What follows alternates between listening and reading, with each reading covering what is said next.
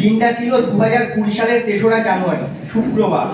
Class 9-এ আমি প্রথম দাদার সান্নিধ্যে পড়তে গেছিলাম।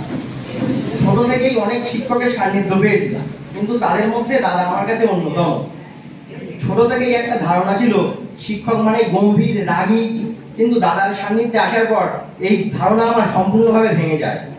দাদার ছোট্ট ঘরকে কেন্দ্র করে রয়েছে আমাদের নানা মধুর স্মৃতি, যা হয়তো কখনোই ভোলা সম্ভব নয়।